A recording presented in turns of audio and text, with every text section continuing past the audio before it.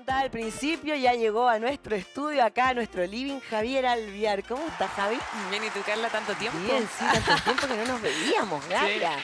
Sí, ¿cómo has estado? Bien, han pasado hartas cosas, tenemos harto que comentar hoy día. Exactamente. A ver, cuéntanos qué está pasando realmente con la inflación, me ¿Cómo encanta estamos porque tú en lo haces Chile? en simple. Así Sí, que... bueno, la situación actual, como todos lo ven, o sea, en el fondo la gente, ¿qué es lo que hace? Va a los supermercados, encuentra todo más caro. A todos nos ha afectado el bolsillo últimamente, Sí. ya que ya llevamos más de 2 años ya en una situación de una inflación constante y mucho más alejada de lo que nosotros estábamos acostumbrados. Nosotros estábamos acostumbrados a una inflación de un 3% y llegamos a un pic en plena pandemia de 14, o sea, de 3 a 14%, Sí. y eso inmediatamente se vio reflejado en los bolsillos. Y también se ha visto que la gente también está muy preocupada de sus finanzas, de aprender de este tema. Creo Sí, que es po. un tema que ha nacido en el concepto de pandemia, de que cuando la gente ya le empieza a afectar el bolsillo, empieza a preguntarse qué está pasando realmente. Entonces, efectivamente, estamos en un momento complejo en la economía. Sí. Yo la verdad es que a veces digo, pucha, me encantaría decir que estamos súper bien y mandar, pero trato de ser realista. ¿Y para qué? Para que nosotros, para tomar las medidas necesarias en esta situación, Mira, bueno, se habló de que hay bajas de interés, no se habló, o sea, evidentemente se han planteado las bajas de interés. Sí. ¿Eso se traduce a algo bueno para nosotros realmente o no? ¿Cómo funciona eso? Sí, mira, la tasa de interés, la tasa que decide el Banco Central, Ujú. y con un foco principalmente inflacionario, ¿ya? Ahora, a ver, en términos de positivos, la inflación ya se encuentra en un dígito. Que está en un dígito. controlada, dice. Se está controlando, está en un buen nivel, en un mejor nivel que antes, pero claramente aún le falta, pero estamos avanzando por un buen camino. Ya. Eso es la inflación, es como yo la describo. Pero era el camino que lleva hasta ahora, ¿era más o menos lo que se tenía pensado? Sí. ¿O estamos mejor, un poquito mejor? Estamos llegando a las proyecciones del Banco Central, la verdad. De hecho, ya. el Banco Central proyecta una inflación de un 5% a fin de año y estamos en un 6,5. O sea, estamos bastante cercanos ya a la inflación. Estamos viendo buenos números en términos de inflación. Claramente aún falta, pero probablemente ya el 2024 podríamos ver números como más cercanos al 3%.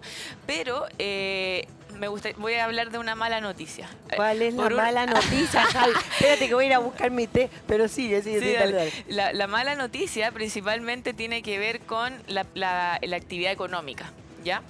Porque en general nosotros tenemos que comprender que tenemos, por un lado, controlar la inflación y por otro lado, reactivar la economía. Lamentablemente no se pueden hacer las dos cosas a la vez. O controlas la inflación subiendo la tasa y te afecta la economía, o bajas la tasa, mejora la economía y te afecta la inflación. En esa situación estamos, esa dualidad es lo que hoy día está luchando el Banco Central. Entonces, ¿por qué te digo que la actividad económica no está bien? Porque los últimos 8 IMASEC han sido negativos, menos el de enero, porque el de enero fue positivo, pero los últimos han sido negativos. Es decir, estamos hablando de una potente contracción económica y la estamos viviendo.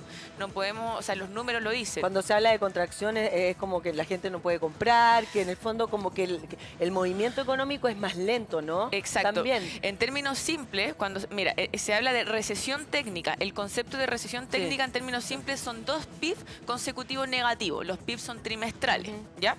Entonces, cuando hay menos producción, porque el PIB es producción, las empresas, claro, al producir menos necesitan menos personas para producir, despiden gente. Entonces aumenta el desempleo. ¿Ya? Menos producción, aumenta el desempleo. La gente tiene menor poder adquisitivo y al tener menor poder adquisitivo consumen menos.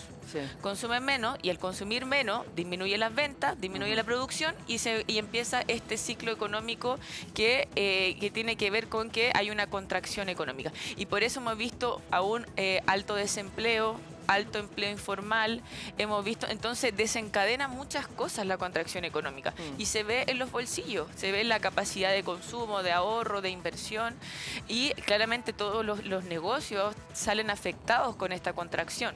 Sí. Oye, y el manejo que se ha tenido del gobierno, desde del Marcel, etcétera, ¿a ti te ha parecido que ha estado bien para el funcionamiento económico? O sea, porque se habla de que hay muy baja inversión, de que es súper necesario que el país vuelva a retomar el camino que supuestamente estaba llevando antes y para que volvamos a crecer. Exacto. Pero porque en estos momentos estamos pasando un momento súper complicado y es obvio que, no, yo no sé si las políticas que se están haciendo hoy día ayudan al crecimiento económico.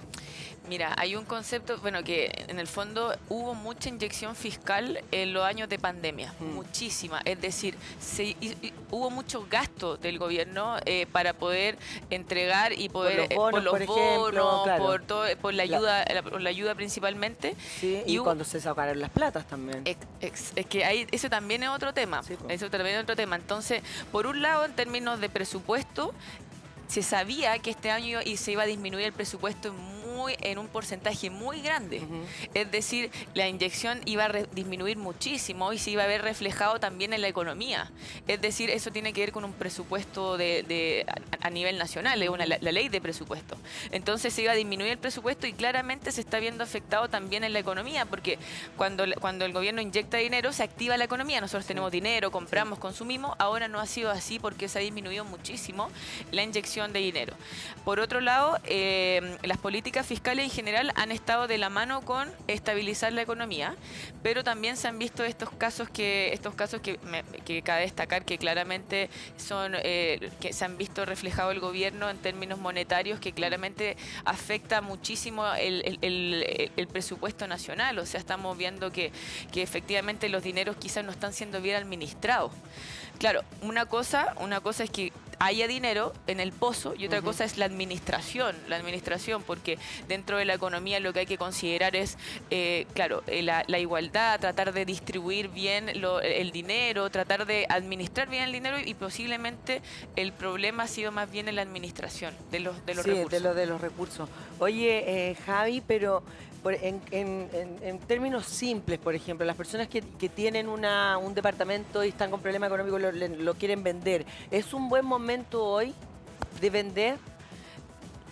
Bueno, ahí el término de la inversión inmobiliaria tiene un análisis súper específico. Es decir, por ejemplo, claro, si tú tienes un departamento que ha tenido una tremenda plusvalía desde que lo compraste y te conviene porque necesitas el dinero, sí, es un buen momento. El problema hoy día, principalmente en la economía, es que hay menos gente que está accediendo a un crédito hipotecario, por ejemplo. Y eso, que accede a un crédito hipotecario, que hay menos posibilidad de endeudamiento, porque claro, es más caro, las condiciones de los bancos son mucho más altas. Entonces, si tienes la posibilidad de venderlo porque lo necesita, es una buena opción, pero la dificultad de encontrar un comprador en un momento complejo. Sí, no, pues en estos momentos no se encuentran compradores. Claro, pues está súper complejo. Sí, entonces uno dice, bueno, mantengo la casa, mejor aguanto y la mantengo, ¿cachai? Hasta que la situación económica también mejore. Exacto. En el fondo, en todo sentido, porque ahí va a ser mejor momento de vender también. Claro. Porque hoy día, por las necesidades, lo más probable es que uno termine vendiendo sus cosas más baratas que... Claro, exacto. En el mundo inmobiliario hay mucha oferta, se está viendo harta oferta y menos demanda, y en ese sentido claramente afecta los precios. Sí, definitivamente. Oye, ¿qué ha estado pasando con el dólar, que empezó a subir nuevamente y como que se empezaron a asustar? De esto subieron las bencinas. Sí, vimos inmediatamente una Sí. pasada al bolsillo. Exacto, yo lo había comentado también en mis redes para que me sigan. Sí. No, sí, Mira, el tema del dólar es un tema que se ve. Por ejemplo, habían dicho de que no, que el dólar ya no va a llegar a los 900, sí, que se habían dicho antes. Yo me acuerdo, y de hecho puse el titular, que la verdad es que el dólar sale muy afecto a la economía global. ¿Ya? Eso es el primer caso. Y eso también tiene relación con la TPM, que vamos a tratar de ligar las cosas de manera simple para no enredar. Por un lado, el dólar está bastante afectado principalmente por el debilitamiento de la economía en China. El debilitamiento de la economía en China hace que efectivamente impacte a nosotros a que China compre menos minería, que es nuestro potente. Inmediatamente nos afecta en el valor del dólar, es decir, aumenta el dólar y se deprecia la moneda nacional. Así se dice.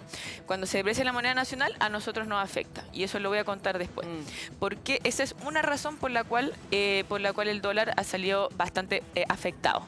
La otra razón, que es una lógica matemática, tiene que ver con que la Reserva Federal en Estados Unidos, que es el Banco Central de Estados Unidos, está subiendo la tasa, tiene una tasa bastante alta y se proyecta aproximadamente 25 puntos base, que suba un poquito más la tasa. Eso ¿ya? porque está controlando la inflación. La inflación, exacto. Y en Chile, el Banco Central está bajando la tasa. O sea, de hecho la bajó 100 puntos base y se espera que haya un descenso mucho mayor. Ya. Esto es un concepto que es más o menos económico, pero es simple de entender. El diferencial de tasa de interés hace que los inversionistas se vayan a Estados Unidos o se vayan a lugares que tengan una tasa mejor. Obvio. Una tasa mejor porque es la tasa de retorno. Entonces, ¿qué es lo que pasa? Que al Chile, al bajar la tasa de interés y el Estados Unidos subir, ¿qué hace? Que fluyan dólares para afuera, los inversionistas van a invertir a otros países que tienen mejor tasa, inmediatamente el diferencial de tasas de interés nos afecta al dólar. Y eso es lo que nosotros estábamos diciendo hace un par de semanas que iba a subir el dólar. Sí, ya se veía venir. ¿Por qué? Por el diferencial de tasas de interés, por el tema de la economía en China, y esos son como los temas más directos que le afectan al dólar. Y posiblemente, o sea, se ve en términos técnicos que podría llegar ya a 900 pesos posiblemente. Pero ¿por qué eso antes no se vio? Y de hecho estaban re contentos con el dólar bajando, ¿te acuerdas que fue como... y por otro lado, dijeron que, bueno, entonces la inflación en Estados Unidos se está controlando. Dijeron. También eso es súper bueno. Claro, eso es bueno. porque en el fondo a nosotros nos afecta China y Estados Unidos también. Estados Unidos también. Claro. Claro, en el caso de la situación global, en general, se ha visto como la luz al final del túnel. Es decir, que efectivamente se están controlando la inflación, la actividad económica, por ejemplo, en Estados Unidos no se ha visto tan dañada, se está descartando la posibilidad de una contracción. Pero aún está compleja la situación y estos temas de las tasas de interés, todavía hay una alta incertidumbre y eso es lo que yo quiero transmitir. ¿La incertidumbre por qué está todavía? Porque ¿qué está pasando económicamente en Estados Unidos y en China? Ya, esta es una opinión personal y también Estados Unidos tiene controlada en términos simples la inflación, hoy día ya está en 3.2. El último dato inflacionario que salió ayer está en 3.2, que es bastante positivo, acercándose a la meta de Estados Unidos. Pero el problema es que es como cuando estáis en la línea de que todavía no estáis bien porque están muy endeudados. Es una economía que aún está muy endeudada. Es una economía que aún le va a repercutir la situación económica de China, la situación económica de los distintos países. Y todavía faltan decisiones porque claramente con el dato del inflacionario también salió el dato de desempleo y el desempleo aumentó. Entonces, ¿cómo controlas la inflación ahora, si ves que la economía está dañada, la actividad económica está dañada? Entonces, si empiezas a preocuparte ahora por la actividad económica, se te puede desbandar la inflación nuevamente. Es como, mira, para mí estamos en un momento clave y tenemos una proyección a una mejor economía, pero en este momento no estamos todavía en una buena situación económica. Aún queda harta incertidumbre que tiene que ver con la reactivación económica y controlar la inflación ya en su nivel más cercano a los bancos centrales. Oye, ¿y no seguimos viendo atractivos para la inversión? Porque tantas cosas que se han dicho de que en el fondo las cosas que se están haciendo no nos están ayudando para nada para que los inversores entren acá, desde el tema del litio, o sea, ya saber que tienes un presidente izquierda, evidentemente eso ya no es tan grato, digamos, para las inversiones. Claro, en el caso, bueno, las proyecciones económicas, o sea, yo estoy hablando de que hoy día no estamos bien, pero hay buenas proyecciones económicas, hacen que las inversiones empiecen a generar buenos resultados, sobre todo en la renta variable, por ejemplo, en el IPSA. Se ve o sea, todo lo que está ocurriendo ha generado que efectivamente ha potenciado la inversión en ciertos mercados. ¿Ya? En el caso de la renta variable, el IPSA, en Estados Unidos también la renta variable ha ido surgiendo. Hay ciertos indicadores que potencian la economía, en términos de inversión. ¿Por qué? Porque también la decisión del Banco Central de bajar la tasa de interés, o sea, de bajar la tasa de interés en 100 puntos base, el objetivo principal es reactivar la economía. Y eso efectivamente se ha visto reflejado en los números. ¿Ya? Oye, y lo que está pasando con India, con el arroz, con el grano en el fondo, que Ya. como que cortó la pasada porque dicen porque a ellos les va a faltar Ya. arroz. Entonces, ¿cachaste eso? No, no caché. Ah, no había cachado. Ah, la pillé a la Gaby, la no. pillé. Sí, pues sí, y sí, por eso se está hablando que el arroz va a subir de nuevo Ya. de precio, porque Ya. tienen un Bueno. Bueno, y en África también están pasando hartas cosas. Bueno, yo creo que ahí lo que podemos complementar con respecto a eso es cómo nos ha afectado a nosotros el término de las materias primas. Porque, Sí. por ejemplo, en el caso de nosotros en Chile somos el país más abierto a la economía a nivel mundial. O sea, Sí, po. nosotros dependemos muchísimo de todos los acontecimientos que ocurren a nivel mundial y el hecho de que, claro, que las materias primas aumenten de valor, nosotros tenemos que considerar que estamos comprando todo en dólares.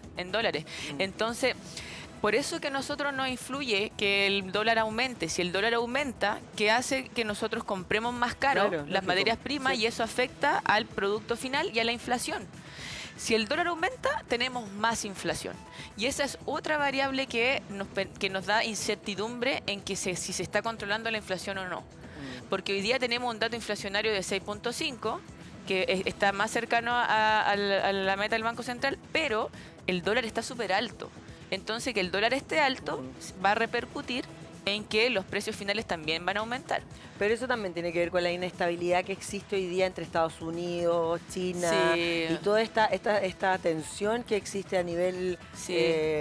bueno, a nivel de casi de hablar de guerras y situaciones que están que no están en buenas relaciones, ¿cierto? Sí, Ha tiene que tensado como la situación económica también, ¿no? Claro, tiene que ver. Por un lado, yo me gustaría como recalcar que se están tomando buenas políticas monetarias. O sea, Ya. en el caso del Banco Central ha tomado decisiones que van muy acorde a los ciclos económicos y son bastante acertadas en el sentido de que están trabajando en función de la economía, a través de la inflación y la reactivación Ya. económica. Por mí me gustaría destacar eso, y en Latinoamérica se ha visto súper buena gestión en política monetaria. Pero también tenemos que considerar que aún queda harta incertidumbre, que probablemente les va a salir afectados y van a ver reflejado en su bolsillo por todo el 2023. Eso es así, por todo el 2023. O sea, hay que ser cautelosos con el gasto, hay que potenciar los ahorros, hay que potenciar la inversión. Hay que seguir haciéndolo. De todas formas, se está viendo un panorama positivo a futuro, sí, porque hemos visto números mejores que lo esperado. ¿Y todavía se puede invertir en algo, Javi? Sí. ¿Tú siempre hay datos de eso? Sí, no, en términos de inversión creo que la renta variable podría ser una súper buena opción. Cuando hablo de renta variable tiene que ver con el mercado accionario. ¿Ya? ¿Por qué? Porque efectivamente cuando uno ve la luz al final del túnel, ahí es uno cuando empieza a invertir. Uno tiene que invertir con tiempo, con proyecciones buenas. Y como las proyecciones se ven positivas al 2024 o al 2025, ahora es cuando uno pudiese tomar una buena oportunidad en un fondo diversificado de más de renta variable que de renta fija. Más de acciones, más accionarios.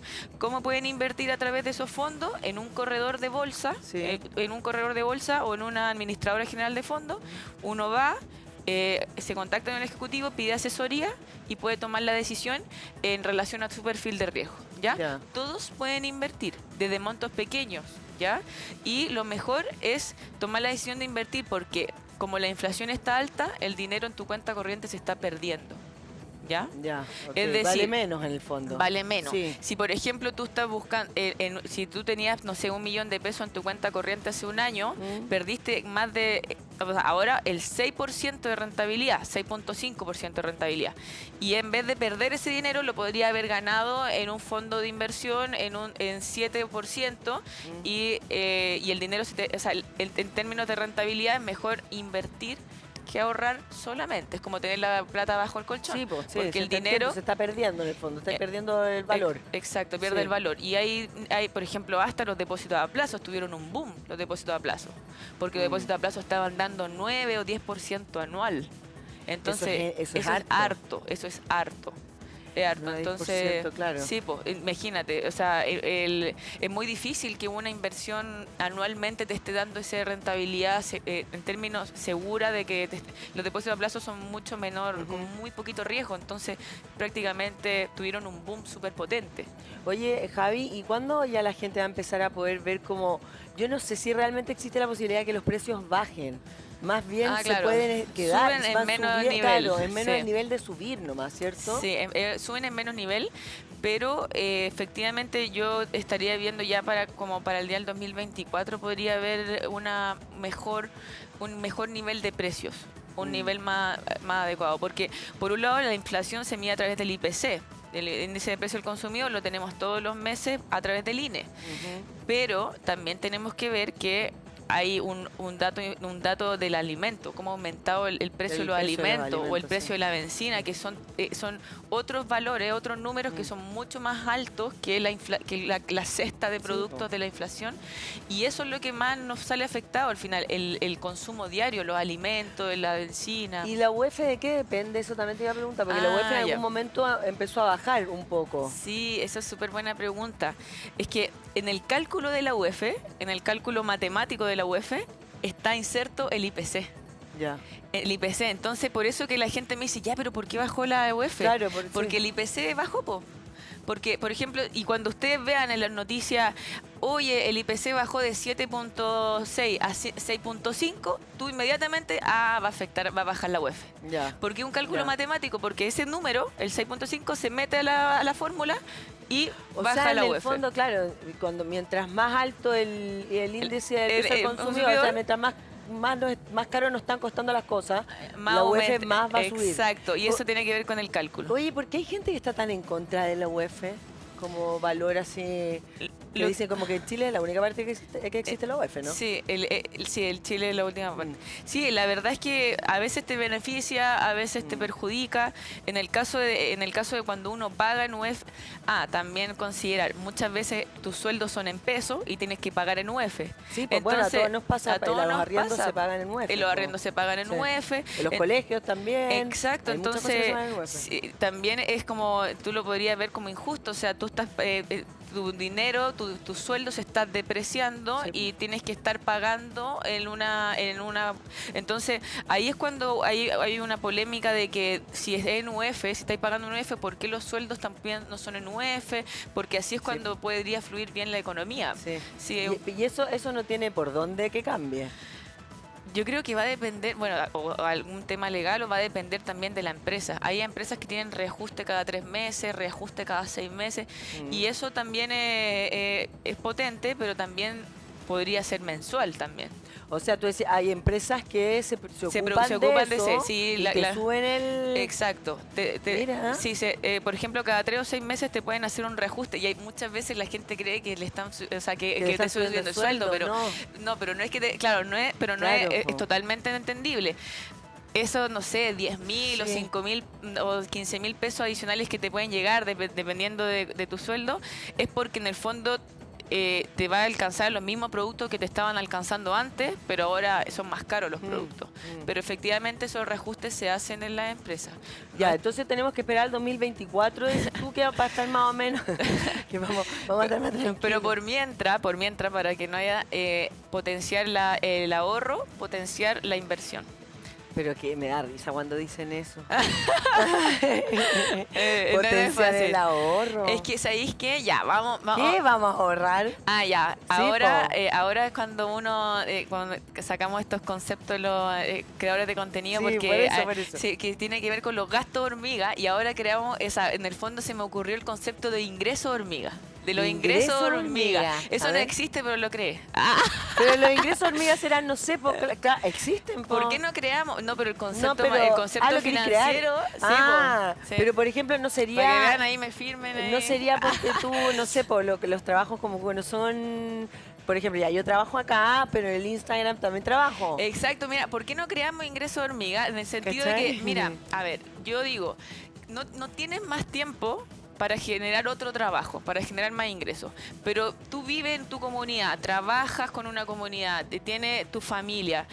A veces, por ejemplo, hacer un ingreso hormiga. Tú me decías, ay, pero es súper poquito, pero sirve y lo puedes ir acumulando. No sé, haces alfajores o compras cosas y los vendes a la gente de tu pega. Sí. O, no sé, pues compras cosas de China baratas y los vendes a través de un marketplace. Eso también puede ser. O vas y compras al por mayor en un lugar y lo distribuye a tu familia y tu familia te paga un delta por tu servicio o en tu comunidad. Sí. Uno puede, o de repente uno tiene tantas cosas en tu casa y te das cuenta que hay cosas que no ocupáis y las podéis vender y ahí empezáis a generar ingresos pequeños. Sí. Empezáis a generar, pero lo más potente de los ingresos es que los tienes que poner en un pozo distinto a tu sueldo, a los extras que son claros, como el sueldo. Exacto, porque si lo metes en un pozo distinto, no te vas a dar ni cuenta cuando empecé a formar 100 luquitas, después 150, 200, y ese ahorro se invierte. Pero no te das cuenta, tal como los gastos de hormigas, que no te das cuenta cuánta plata gastáis al mes. Es que claro, cuando te entra plata así, esta plata extra, claro, uno al toque se la quiere gastar. Exacto. Es como que la querés disfrutar la plata. Exacto, ¿cachai? pero ahí es cuando tú decís, tenés que ser mentalmente decir, este ahorro es para un pozo aparte. Porque si no, no es ahorro, es un gasto futuro nomás. Lógico, ya, y ponerlo ahí en una parte. Puede ser una cuenta corriente que no ocupí o en un pozo que tú quieras. Claro, porque si son platas extra, igual lo mejor es sacarle lo más. Exacto. No dejarla en el banco. Po. Exacto. Claro, no, pero sí, pero lo puedes dejar como tú. Es que si quieres acumular un pozo importante antes de invertir, si no, puedes invertirlo inmediatamente. Sí, porque en el fondo, si como son ingresos de hormiga, vas a ingresar 2.000 pesos, 3.000 pesos y ahí vas a empezar así. Pues. Hormiga. Sí, pero es que al final... Pero súper hormiga. Pero al final, imagínate, no sé, diario, 3.000 pesos diarios y así, y vais generando tu ahorro y después llegáis a 100.000 pesos, 200.000 pesos y no te dais ni cuenta. O así un gasto más que hormiga, pues. O sea, un ingreso más que hormiga, vendí la tele, no sé, la bicicleta. No, claro, sí tiene sentido, sí. Lo que pasa es que la gente está difícil, no compra nada tampoco. No, uno pone a veces, yo tengo una máquina de estas multi para correr, ya. Y la puse y todavía me habla, la puse hace N tiempo. Le voy a tener que bajar el precio. Sí, yo creo que la puse muy cara. Y la puse a la mitad, de precio, no sé. Sí, a mí me pasó todo lo contrario. Es muy malo mi aviso, yo creo. A mí me pasó todo lo contrario. Bueno, ocupo el marketplace de Facebook. Que yo sabéis que ese marketplace me da como... No, bueno, o sea, yo tuve suerte, a mí me funciona espectacular y la verdad es que sí generé mi ingreso de hormiga. Yo creo que ahí sí hay que generar los ingresos de hormiga hacia el final. No necesariamente tenéis que trabajar adicional o tenéis que estar haciendo muchas cosas. Bueno, tengo un amigo que vende plantillas, o sea, como no sé, y compra y vende y le va súper bien. Y además de su trabajo. Entonces, al final, y también disminuir los gastos de hormiga, que son el café diario, el almuerzo todos los días, que eso es muy caro, también se pueden empezar a generar ingresos de hormiga. Sí, está bueno. Es verdad. Oye, Javier Alvear, te queremos agradecer por estar con nosotros el día de hoy y te esperamos ver de nuevo pronto. Feliz. Oye, tus redes. Mis redes, ya, para que vayan a la gente aprendiendo. Sí, bueno, en cualquier red, TikTok, Facebook, Instagram, es Javi-Blue Chip. Y Blue Chip viene del concepto como ficha azul. Y es Blue Chip, porque de repente no se sabe escribir. Sí, es Blue Chip. Blue Chip, así.